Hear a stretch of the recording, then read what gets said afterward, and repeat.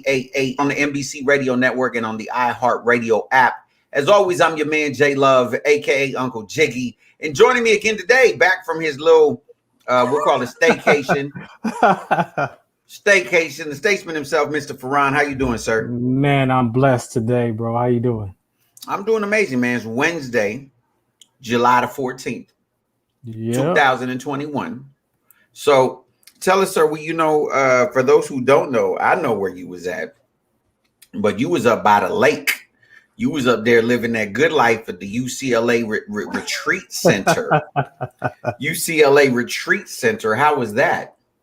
Man, they have this uni camp that they've been doing since, I believe they said 1934.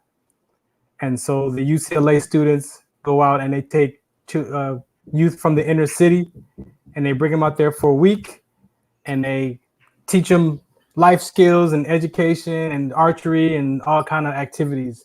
So I was blessed to be able to go up there with my mentor, who's 87, Caldwell. Right. And we introduced part of his curriculum to them on Monday night, and Tuesday morning we spoke. So our task was to teach or share about change, about choice, and then I added consequences because I had choice, he had change. Right. And yeah, man, it was really, really interesting. And as you know, I've been doing some speaking at church with youth in the last couple 2 times, and so I'm really inspired to have a conversation with youth, especially the young men, the young males, right, the teenagers. So they were 10 to 15. Okay. Funny age. It's a funny age. Yeah. Right there. Oh, yeah. Yeah. Very. Yeah. 10 to 15-year-old boys. They are a hard crowd, but very smart. Very All smart. Right. Well, I mean, that's good that you doing that. It's a beautiful situation, man. I think more brothers should get out and at least say hello, something. They waiting for us, bro. They waiting for us. They need it. Yeah, absolutely. Especially young man. So that's a dope thing. Well, man, since you was gone, we talked about nothing. I caught a glimpse yesterday, so I heard. Shout out to my girl A Ruiz. I appreciate her for coming through. Also, I want to send a shout out, man, because it's going to lead into my next story. Okay. Many of y'all who have listened to this show or been a part of this show from the beginning remember my co-host Cherie Marlene, amazing woman. Shout out Cherie right now. She is tucked away, sick in bed. She is, I was gonna say HIV. She tested positive for COVID. No. Yeah, man. Yeah. And the crazy thing is, I played my song for her and everything. I told her, vax that thing up. And so she didn't listen. And maybe she needs to hear it again. You know what? Maybe she needs to hear it again. So go ahead, ladies and gentlemen. So before I get in my story, this is dedicated to Cherie Marlene, ladies and gentlemen. Vax that thing up. Yeah. You finna online date chat, find a mate chat, open up BOK ass, okay yeah, profile picture looking tight chat, nice chat, got your bio reading right chat, precise chat, but before you find a date chat, you gotta wait chat, gotta go back to Nate chat, get it straight chat, girl you look good, want you vax that thing up, you's a handsome young brother, want you vax that thing up, dating real life, you need to vax that thing up, feeling freaky all night, you need to vax that thing up, girl you look good, want you vax that thing up, you's a handsome young brother, want you vax that thing up, dating real life, you need to vax that thing up. Feeling freaky all night, you need to vax that thing up. I know you can't stand it, no holding hands, chick. But when we get the shot, we gon' be romancing. Girl, you could be the queen at the quarantine. We could meet up at the spot and we could do the thing. Internet date chat, I'm your mate chat. Download the app, shawty, you ain't gotta wait chat. I love it when you hold me, eggplant emoji. You could be the young hot thing, I'll be the OG. Girl, you look good, want you vax that thing up. You's a handsome young brother, want you vax that thing up. Dating real life, you need to vax that thing up. Feeling freaky all night, you need to vax that thing up. Girl, you look good, want you vax that thing up. You's a decent looking brother, want you vax that thing up. Acting foolishly, you need to vax that thing up. Herd immunity when you vax that thing up. If You wanna get sticky and hot? Go get the shot. If you wanna smash some dude named Scott, go get the shot. Go get the shot, go get the shot. BLK says go get the shot. You wanna smash with Scott, smash with Scott. Then BLK says go get the shot. Vax that thing up if you want to smash with a guy named Scott. Yeah, a couple of them verses lost me. That is the greatest song ever written. That is the greatest.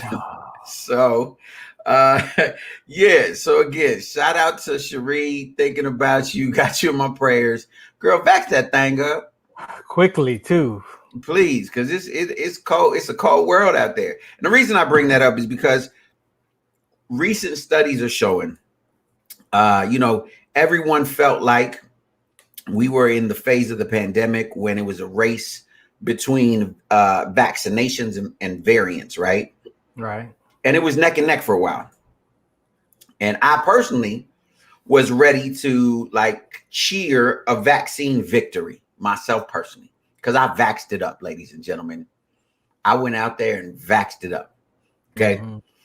So we had dropped to fewer than 10,000 new cases a day, which was an important number, right, in this battle against the coronavirus, right?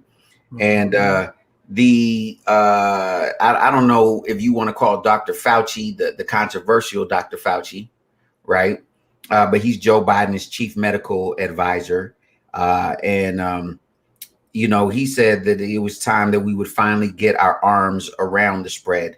And we came close. As of June, we were at 11,299 cases, right?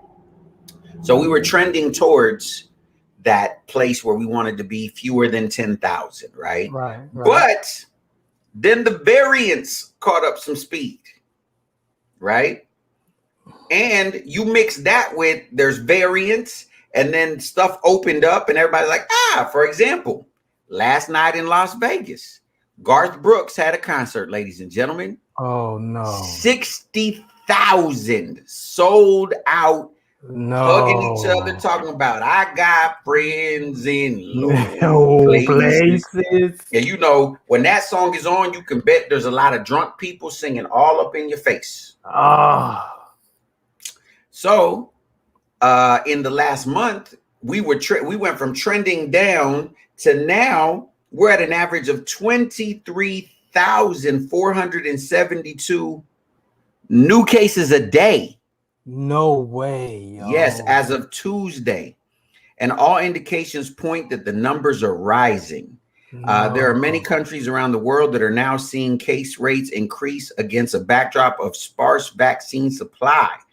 Here in the United States, we have plenty of vaccine available, a precious commodity almost every country around the world wishes they had. And you know what the problem is? Don't nobody want to go and vax that thing up. So, Mr. Statesman, I figured I'd hit you with the big ones as soon as you got back. How do you feel about this, sir? Like, we were getting ready we just spent a year and a half in house arrest. And now we went from trending to going to lower than 10,000 in a month was going to be the trend. We hit 11,000 in June. To now we're trending at 23,000 a day. What is your take on this, Mr. Statesman? As we seem to point to these government systems, right, that seem to keep us oppressed. I don't even sound right saying that. Man, the problem is they're going to use that percentage that did not get vaccinated to implicate that there's going to be a perpetuated problem, if I could say it that way. Okay. So it's I don't believe in conspiracy theories, although there are some that are very close. But I think that they're using those numbers that people who didn't, the percentage that didn't get vaccinated, to say that because you're not getting vaccinated, these numbers are increasing, and they're going to play with those numbers like they did beginning. Remember, they played with those numbers in the beginning. So So what you're saying is you think it's a giant government conspiracy. I didn't say it was a conspiracy. I said that they're going to use those numbers of unvaccinated people to emphasize more people getting sick again, and it's going to cause another shutdown. Which I think we're all expecting that anyway. I think people are already expecting it to happen. I'm not again. expecting a shutdown. I barely got things popping. I got to go on tour. What you talking about, a shutdown? We know. Yeah. Then we need to get all these deposits in as quick as possible. You need to bring back that. You need to bring back that rap verse again. We're gonna have to play that 2-3 more times in this show right now. People get vaxxed up. Yada dig. You need to get vaxxed up. Listen, but I have a buddy of mine who I ride motorcycles with, who felt like thought he had corona, right, and ended up just having the flu. So the flu is going around. We ain't heard that in a while, right? So he got tested, and the way he sounded, it sounded like he had Rona. Yeah, but you know what? Sorry, my ADD kicked in. He only has the flu. You had the flu. Don't it sound like, I think they should have thought of another name, because I just think there's something about when you be like, hey, you got the Rona. That sounds like something real dirty. You know what I mean? Like, ooh, I catch a lot of things, but that Rona, woo!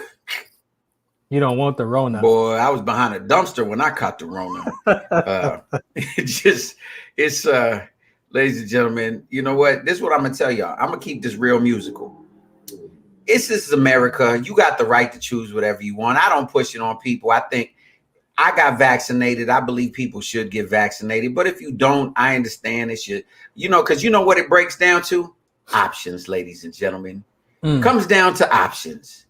Speaking of options, I'm going to play my girl Tweet to remind y'all that y'all got some options. You should pick the right one, but you got some options. Or suffer the consequences. There it is.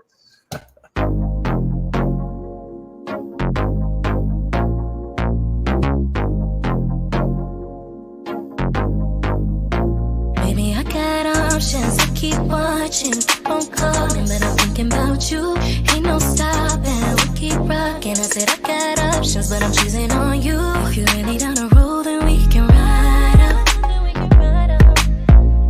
I don't wanna wait, so make your mind up. I wanna get closer. Got me pushing up on you. Make it last a little longer. Take it off and put it on you. You know I got options, yeah. I got options, yeah. You know I got options, yeah. I got options, yeah. Don't know why you keep on playing, I got options. Always got something to say when I drop some. Stay down, I kept it real, you know where I'm from. Ain't the type to keep it low key, I'm not the one. You're saying too much, but I want you to show me. Don't need a rush, can we just take it slowly? Better act right, I don't wanna waste no time. Yeah, you saying them things about to lose my mind. I got options, yeah. I got options, yeah. You know I got options, yeah. I got options, yeah.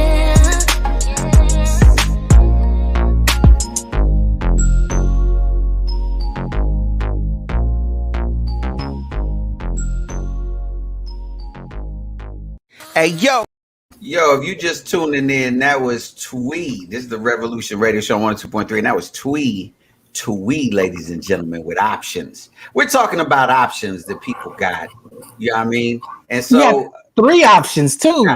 3 options.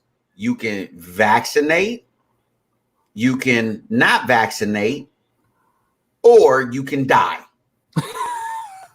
I was talking about the choice of shots, bro. Oh yeah, you got that too. Talking about the consequences yet. My bad. I was talking about that. My bad. So I was talking about the different types. But even beyond Rona, there's so much going on in our world. So I read this and it tripped me out because many of you know I manage an artist named Angie Rose, right? We're doing a lot of great things, whatever. One of the things that we're working on, I just found this out, even though I've worked in and around with rehab for close to 30 years of my life now, right? Mm-hmm. Working with people trying to get their lives back together, whatever. The organization that I'm affiliated with, that's kind of the backbone of what they do.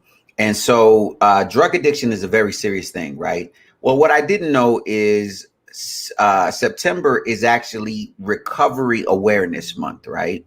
Okay. So we're working on a mixtape project that is going to be raise money for recovery homes, for rehab and recovery homes across the country, right? And so it's so much more important now and poignant based on what I'm just about to show y'all right now. I read this and it blew my mind, right? Because I'm old enough to remember what they used to call the crack epidemic, right? Mm-hmm. That swept through the mid to late 80s into the early 90s, that decimated communities of color, right? And then recently we've been experiencing, I'm going to call it an epidemic. The powers that be have called it a health crisis, right? Because now instead of criminalizing drug addicts, they finally acknowledged that it is a health crisis, that it is pretty much almost a disease, right? It's something that shouldn't be criminalized, but something that should be dealt with, right? Which is the opioid epidemic, right? Mm-hmm. And I've seen people come in where like it's soccer moms addicted to heroin. Mm-hmm. I've seen families where it's literally the mom and the son addicted to heroin together. I've seen people come to rehab centers in Bentleys, which is wild. You feel me? Strung out on heroin. Oh, yeah. But according to the CDC, drug overdose deaths rose by 30% in the United States in 2020, right? Hitting the highest number ever recorded in U.S. history.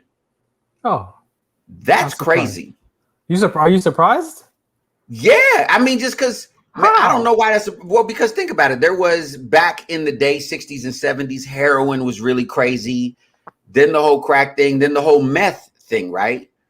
But this new, I just didn't know it was that big. I mean, I knew it was big, but man, for it to be, it said more than 93,000 people died from drug overdoses in 2020, right? That's 29.4% increase from 72,151 deaths for 2019. So overdose deaths from synthetic opioids, primarily fentanyl, and I've told y'all about fentanyl before, and psychosis stimulants such as methamphetamine also increased in 2020.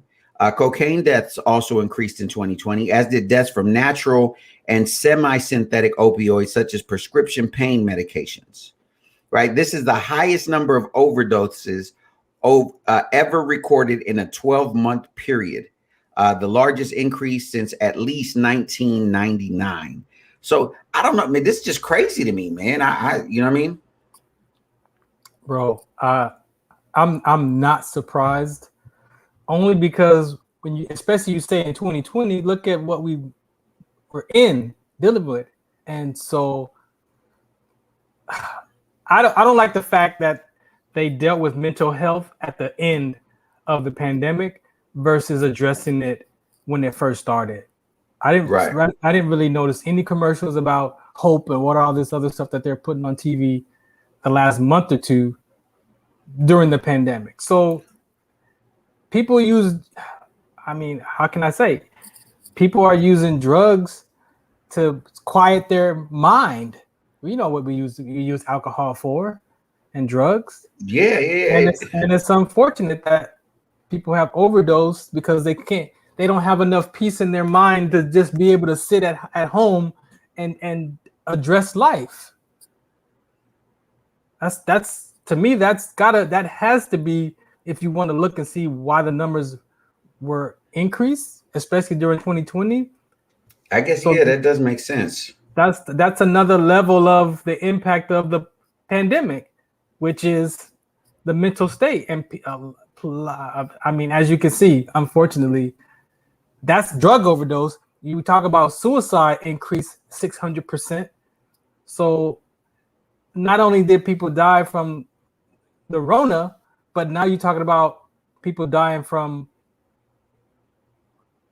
opioids and drugs, and the people who took their life. So how many people did we really lose in 2020? Who knows? Only the system knows if you crunch the numbers. Well, I mean, even what you just brought up, right? There, because I think did we touch on it on the show as far as suicide deaths and all of that or whatever? But I know that cases of depression were recorded at all-time highs during the pandemic, right? Yeah. And so even I don't know if you were aware, but there was actually the earlier today, Wednesday. I don't. You're a sports fan, right? Mm-hmm. Football. So you know who Richard Sherman is.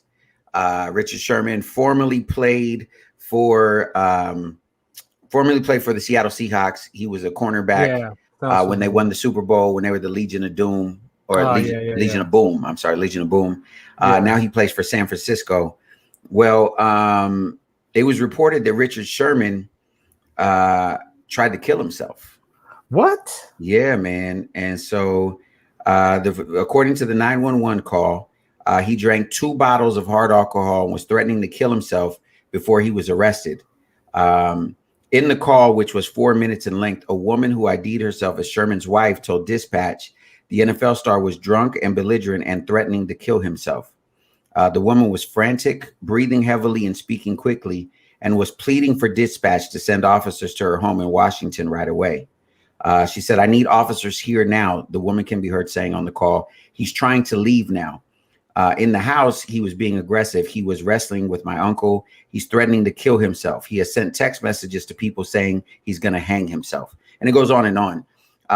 But it goes to say something. If someone who seemingly has the entire world in his hands, you know, he's a multimillionaire. He's famous. He does something that for the most part, as far as we know, that he enjoys, right, which is playing football. And this person, so it goes to show you, like, we talk about this all the time. We got to check on the people that we care about and not wait till it's too late. Like, we have to ask people, like, not in a passing, you know, "Hey, how you doing?" But in a like, "Hey, really, how are you? Where you at?" Yeah. We need to check on people, man. And I want the listeners to take away from this part of the conversation from me is that you've got to understand or just get in your life that it's not the money, it's not the fame, it's the peace of mind that is the priceless. That's the ultimate goal in being fulfilled in life. It's not the stuff. And we see it in athletes, we see it in the entertainment industry, we see it with military, we see it with regular people. If you are not happy with your life, these are the kind of things that happen, and you have to be able to pay attention to other people or find the courage to get help for yourself and making that I don't even want to say the term mental health, because that's just a broad label. You've got to figure out what's going on in your mind and your heart. Well, we got to heal, man. We got to heal. I'm gonna word it this way. As a suicide survivor myself, right? There was a lot of healing that had to occur in my life. Yeah, for sure. For me to get to a place where that was no longer a thought. You understand what I'm saying? It's one thing that it didn't work, right? But it's another thing. It's not like the thoughts went away. It's not like the urge went away just because it didn't work, right? I had to heal from a lot of things. And there's a lot of people that need to heal. There's a lot of people that feel that there's things that they can't talk about. And I was actually talking with someone earlier today who was sharing some things with me, and they were going through things. And I just told him, I said, listen, understand, there's nothing you can tell me that's going to freak me out. Yeah. There's nothing like, I want you to know that this is a safe space, right? There's nothing that you're gonna be like, oh my God, what? You're crazy, or you know what I mean? Like, because I understand that at certain moments in your life, it doesn't make sense, right? Or it's ludicrous, or it's whatever, right? And so I've come to a place where I'm very sensitive to people's energy, right? And so I constantly, like, if you're around me, like, even I joke about it, right? I joke with the whole Cherie Marlene thing or whatever. But in all honesty, man, like, because I know a lot of people have told me that after COVID, like when they got COVID, they got depression, right? Because it messes with your system and your chemicals, and right. So I just been little texts like, hey, just checking on you. How you doing? You good? You all right? Yeah. You know what I mean? Because I understand, because I know when I got out the hospital, it was like, yo, like, I can't explain it, but it messed with me. You know what I'm saying? And so I think it's really important that more than ever, in a time where we talked about this, right? Communication, where we communicate less, right? That we make it more of a specific effort for the people around. And I'm not saying everybody, right? But at least the 2 or 3 people closest to you, like, hey, you good? Like, it's, and prayerfully they are, right? Prayerfully they are. But what does it hurt to ask a question? You know, and when you talk about healing, right? So I'm going to point out a couple of things from my own personal experience, because like I said, you and I are not too far apart in our relatedness. You got to look at what comes up in your heart and your subconscious mind, like the silent traumas, like the I'm not worth it, I'm not good enough, I'm not this, the I'm nots. Like your mind, your heart will run that cycle to you in episodes of your life where you're up to stuff in life, where you're trying to do something, accomplish something, and your mind will be like, you know, you ain't good enough, or you know, you'll think like, I'm not good enough, I'm not smart enough, so why would I even try that? But that right there, look, example, I'm at the camp, and when I spoke on Monday night, a teen asked the counselor to see if to speak to me, right? So one of the teens asked to speak to me, 15-year-old kid, youth. And he was like, I want to find out about the Army. And so we're talking. And then he says, well, during the pandemic, I was depressed. He said there was things that I wanted to accomplish and I felt I wasn't good enough. And there were things that I wanted to do that I was forced to do that I didn't like doing. He's like, so I heard you say, like, you found like a purpose. Like, how did you do that? Right. And so I broke it down to him, but I also heard him say that he wasn't good enough. He didn't think he was good enough running track because he wanted to run track, but his brother was faster than his older brother was there, 1 year older. They're both at the camp. And he says, well, I want to run track, but I'm not faster than my brother, so I don't think I'm good enough. And I'm like, all right. So I'm thinking I got to speak to that right there, because he's already in the subconscious mind of, I'm not good enough to be on the track team, right? And so these are the things.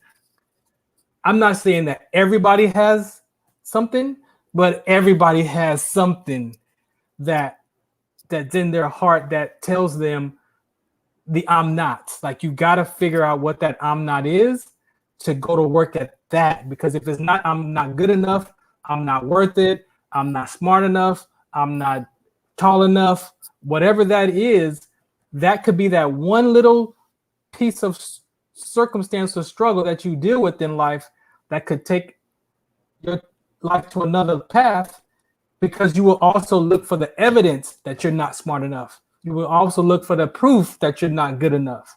And as he was doing that to himself, racing his brother, thinking that, well, if I can beat my brother, I can beat everybody. Yeah, no, you don't have to compare yourself to your brother.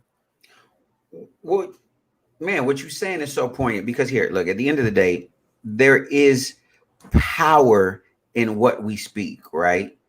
And, you know, even there's a line that always stood out to me. One of my favorite rappers of all time is DJ Quick, right? Mm-hmm. And DJ Quick would always say, yo, when you rap about death, you talking to spirits, right?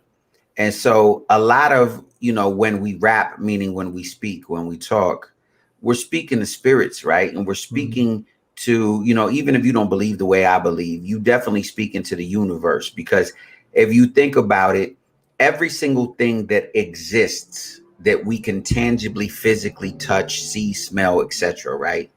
It began with two things. It began with a thought, and it began with a spoken word, right? It didn't manifest out of nothing. It came from a thought and from a spoken word. And the thing is, we have to be very, very specific about what we think about, you can't control what jumps in your mind, but you can't control what you meditate on, right? Yeah. And then what you speak, right? Because, it's proven over and over and over again, what you speak manifests, right? And we speak so much death to ourselves, to the people around us. We speak so much negativity. We speak so much, like you're saying, what ifs and I can'ts and, that would be nice, but, and it's really learning to, I say this all the time. Perception is everything, right? There's a scripture that says, as a man thinks, that's what he is. Right? In his heart. And a man thinks in his heart. It's heart, because that's the core of you. Mind. Exactly. Right, which is the core of you, right? Exactly. And so you have to really change, and the example I use all the time, because when I learned this, I was like, ooh, that's really like, that applies to so much in life, right? Because it was explained to me by a police officer, not to me necessarily, but I was listening in. Anyways, that the worst testimony is eyewitness testimony, right? Which is crazy, because I know a lot of people convicted over eyewitness testimony, but that's a different subject. But anyways, because okay, so let's say you see, and this is how they explained it. Let's say you see an automobile accident at an intersection, right? So I'm on one side of the intersection and you're on the other side of the intersection, right? We're going to see two completely different accidents because of our point of view. Yep. Right. That's why typically cameras are up higher, because they have a different vantage point, right? Because they can see in a 360 with regards to what's going on, right? And so I'm going to see the accident from the perspective of, yo, the dude in the black car, yo, that dude came through and just right. Whereas you saw it like, nah, it was the dude in the red car, the dude in right, because from the vantage point from when we saw it. And I didn't fully understand it until this happened to me, right? I was coming out of the bank in Chino, and how some streets you got to kind of pull out a little, you can't see because people park on the street. So you got to pull out just a little bit extra to be able to, like, I don't know if someone's coming or not. Right. So that's what happened on the street. And so as I pulled out a little bit, I noticed someone coming on a motorcycle fast. Okay. Now, both you and I know, because we ride motorcycles, right, that the worst thing to do if you coming fast on a motorcycle is to hit that back brake. Oh, yeah. And even worse than that is you panic and hit both the brakes at the same time. Right. So this person, I deduced just from the evidence that they were a new motorcycle rider, but I'll get to that in a second. Right. So what happened is they the wheels locked up, skirt, so you can imagine, and flipped over the bike and whatever. Right. So a lady across the street saw this, right, jumped on the phone and called 911 and said, yo, this man just hit this lady on a motorcycle. Oh my goodness. Because from her vantage point, it looked as if I hit her. Wow. Right. Luckily, a couple of things. Number one, there was nothing on my car, because obviously if I'd have hit her, there would have been some damage on the vehicle. Right. But there was some people, a city work crew was behind her, who said, nah, we saw her down the street run a stop sign. She was going really fast. Right. But the lady was insistent, like, no, I'm listening to her. And I'm trying to go, ma'am, I didn't hit, right. I'm trying to go, ma'am, I didn't hit her. Like, I didn't hit this lady. She's going, and right now he's trying to convince me that he didn't, like, like on some Karen type, but I ain't gonna go, but, and she was the whole time, like, he's here right now. You need to come before he leaves. I'm like, what? Right. She's like, he hit it. So I'm going, and the lady, because it was the lady who was riding a motorcycle. She ended up, I guess she broke her pelvis. Right. So when the police arrived, they said what happened, right? So everyone's telling me, so she's the loudest one, like, I saw it. He hit her, he pulled out and he hit her and she flipped over, right? And so, but the evidence showed differently. So here's my point in all of that. The evidence in your life, if you see it from the right vantage point, will tell you the truth. But because you're listening to these other voices, right? These voices that say you're not, you won't be, you never can, right? You see it from the vantage point of ridiculousness, right? But here's the truth, because I tell people all the time, reality and the truth are two different things, right? Reality says this, okay? Reality says at one point in time in the history of this country, Black people were 3/5 of a human being. That was the reality, right? There's no arguing that, but it wasn't the truth. And that's what I mean. But the reality is that women were considered, were their only worth, right, was to have babies, be barefoot in the kitchen, cook kitchen in the bedroom, the kitchen in the bedroom, kitchen in the bedroom, kitchen in the bedroom, right? That was the reality, but it wasn't the truth, right? And so your reality may be, in this young man's case, your brother runs faster than you. Your reality may be that, you might not get as good grades as this other person, or your reality could be 100 things, but it doesn't mean that that's the truth. It doesn't mean, and the truth, that's why the word says, when you find the truth will set you free. Set you free. Yes. The truth tells you that, you know what, you are amazing. You are fearfully and wonderfully made. You know what I mean? And your truth, because your truth and my truth is not going to be the same truth, but we got it from the same principles. So by utilizing those principles, you will discover what your truth is. And man, that's so important. Yeah. And so, and that's where people, again, I've suffered from depression. And my depression, a lot of it stemmed from my reality in my life. Like, I can't deny the reality of where I was in that moment, but it wasn't the truth, right? Exactly. I used to have this, I remember when I started going to therapy, and my therapist would ask me, because I would always say, because you know how there's that scripture in the Bible that says that we're the body, right? Everyone has their own work that they're going to do, right? So it applies to anybody. I use the Bible all the time, but this applies, right? Some people are the thumb, some people find are your the voice. Yeah. What we all have a role, right? No one is individual. In other words, like, my point is, we all have a place, right? I got an example. Wait, let me tell you, because she would get mad at me. Go ahead. She'd get mad at me. And so I would say, yo, I figured out who I am, right? And she'd be like, what? I was like, yo, I'm the colon. She'd be like, what? I'm like, yeah, because I'm the one that has to deal with all the ish. Right? And she was like, Jay, why would you say that? I was like, have you seen my life? That was in my reality, that's what I believed. It wasn't until I discovered the truth that I was like, oh, I'm the crown. You know what I mean? But that was my, but go ahead. Yeah, no, I was gonna say how I learned that what you're describing is the engine of a car. Right. What's the most important part of the engine? Some people say it's the battery. Some people say it's the spark plugs. What do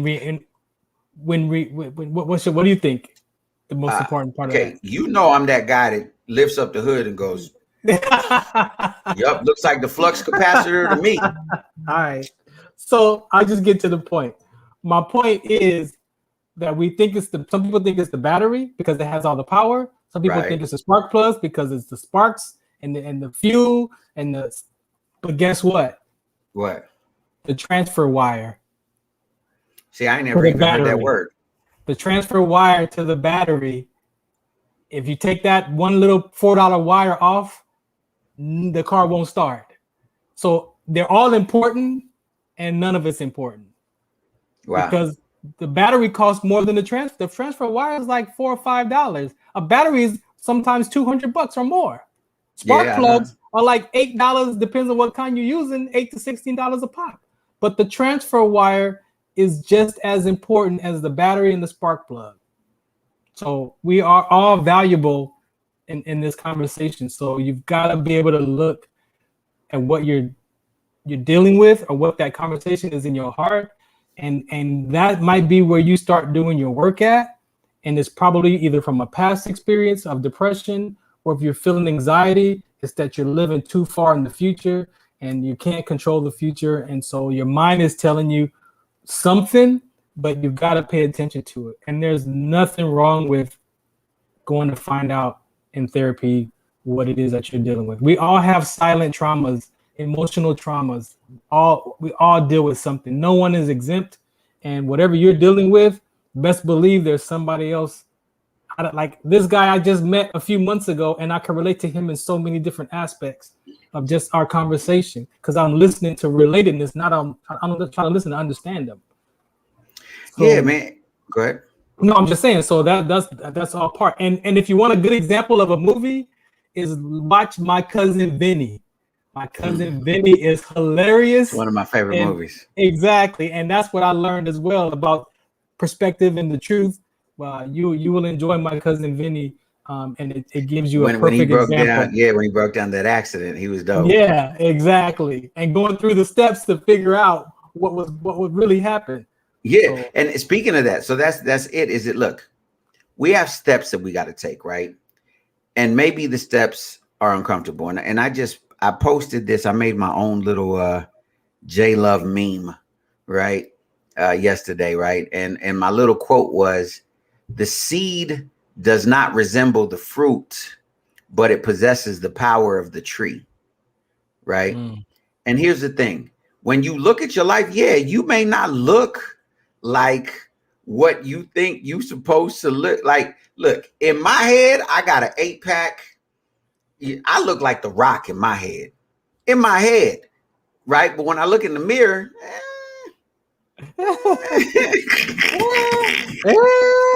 you know, I'm Thick Drake, according to a whole bunch of people who've lately been calling me Thick Drake. But no, you know what I mean? So, but just because I can't see in a mirror what it is that I would like doesn't mean that I can't become that thing. It's just a process, right? Like you can't bypass like I can't just sit here and go, I want to look like The Rock. I want to look like The Rock. You know what I mean? Like me just going and go, I want to look like The Rock. Like it's not going to magically manifest, right? Yeah. Guess what I got to do? I got to get up. I got to go to the gym. I got to put the work in. Hold on. I got to eat right. I got to get the right amount of, like, there's a whole lot of, you know, things to it. Now, if I'm willing to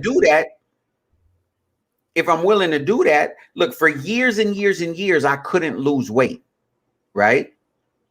You know why? Because I wasn't willing to sacrifice burritos. I wasn't willing to sacrifice bread. Like Olive Garden, you know how many breadsticks I could eat at Olive Garden? You understand that bread was like crack cocaine.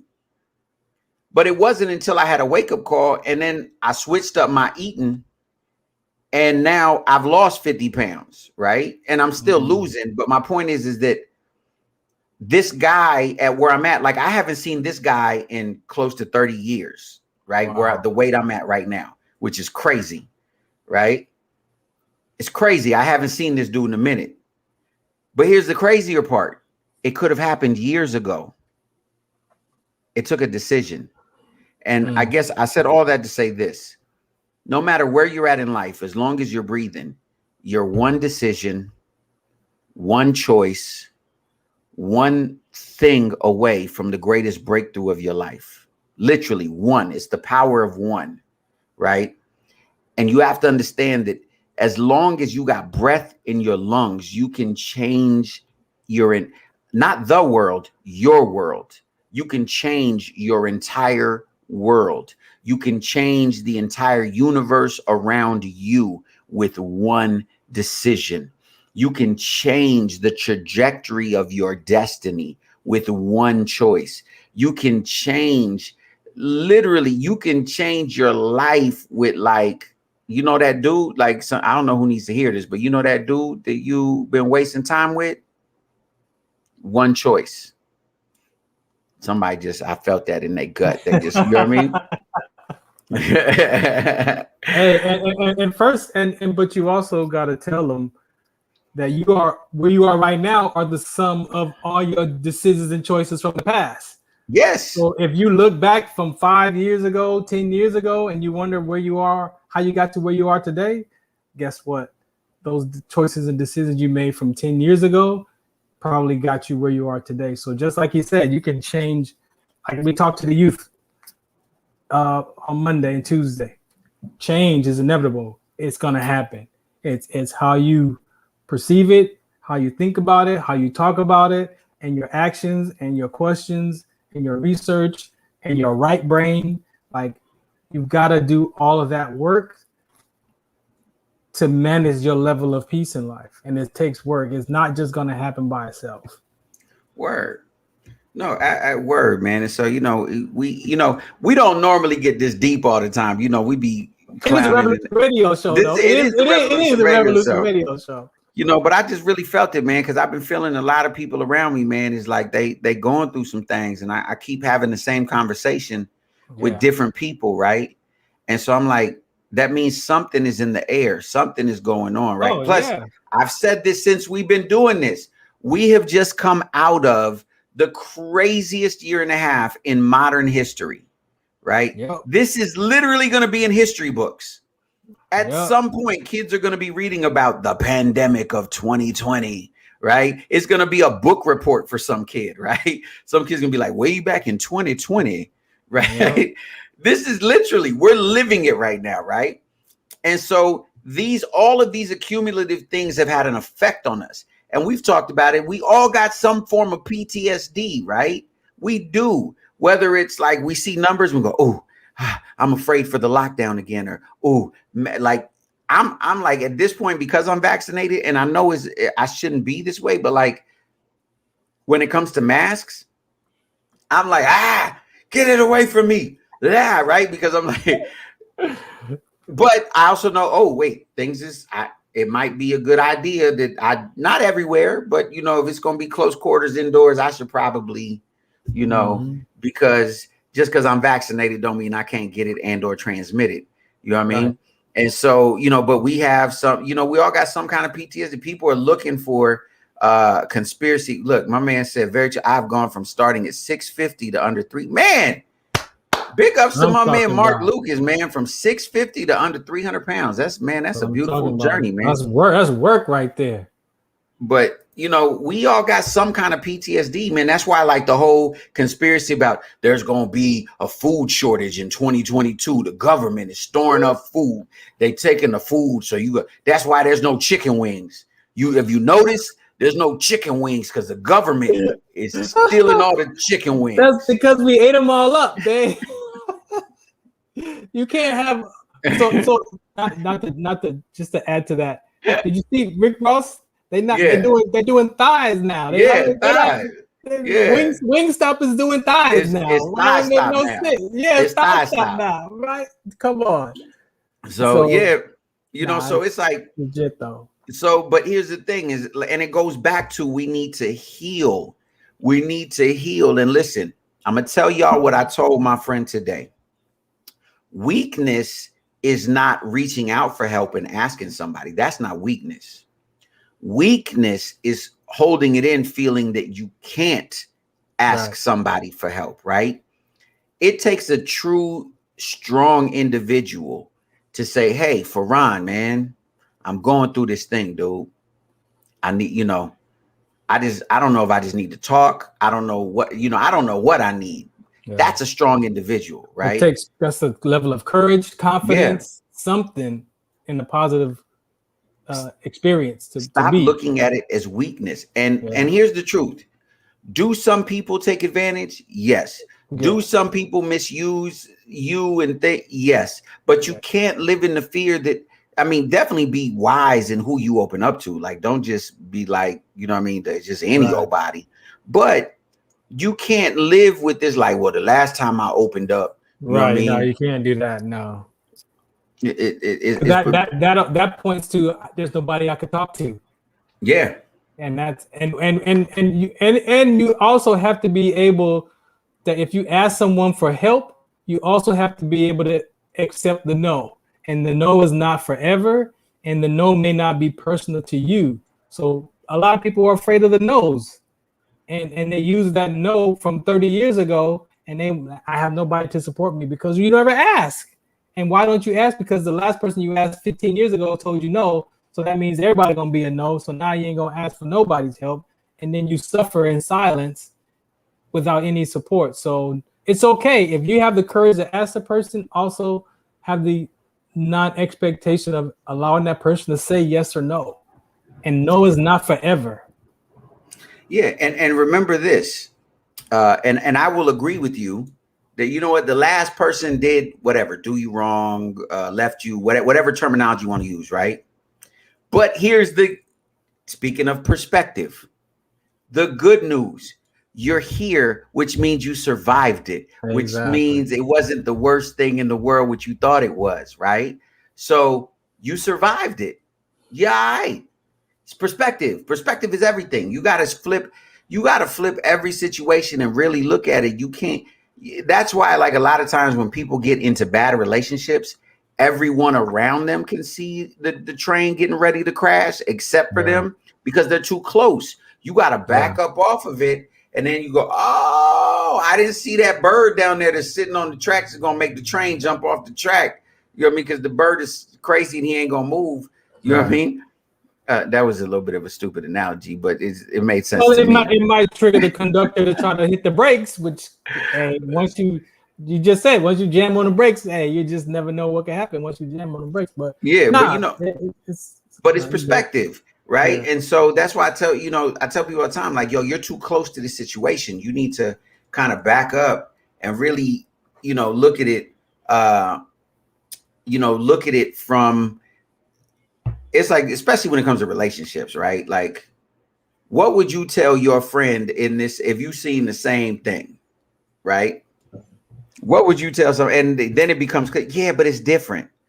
I'm gonna start picking on people if I stay on this topic. I'm gonna start, people gonna be like, you talking about me? I didn't say nothing. I didn't say no names, and but look, here's the truth, man. Relationships is hard work anyway. Our whole goal on this show is that we want to make you laugh, absolutely. We want to entertain you, absolutely. But at the end of the day, we hope to inspire you, to move you, to push you. That's why it really is about revolution in your life, every aspect of your life. We want to help spark revolution, right? And so with that being said, because this show always goes by so dang fast, we got 2 minutes literally. So with that be, you got some last thing to say, Mr. Farron? No, what I wanted to, so just to give the listeners a conversation for what I want to bring to the table, is about circumstances. So I'm gonna bring the word circumstances to you tomorrow, Thursday and Friday, just so you can kind of hear not just the activities of our circumstances, but the experience of our circumstances and how that affects us and impacts us in our day-to-day life. And it could be, related to some of the stuff that we're all dealing with in life. So I've been led to talk about circumstances. So we will use that word tomorrow. So if you're listening and you're a regular listener, do some research on what circumstances mean to you. You can look up the definitions. I'll bring all that tomorrow. And then I'm just going to drop you some insight and some knowledge and some understanding and some wisdom, how to apply circumstances so you can find some peace, because sometimes we stress out because of what our current circumstances are, right? So that all leads to depression, anxiety, and our view and our perspective of life. So I know that circumstances will be a conversation that should work for Thursday and Friday. Word. So with that being said, man, I just want to let y'all know, I just want to remind you that, look, and I want to say this again, as long as there's breath in your lungs, you are one moment, one decision, one idea, one meeting, one thought away from the greatest breakthrough of your life. So with that, on behalf of Farron, I'm Jay Love. This is the Revolution Radio Show on 102.3, reminding you to reach for your best, reach for success, but most of all, reach for God, because God is love and love is everything. We out of here. Oh my.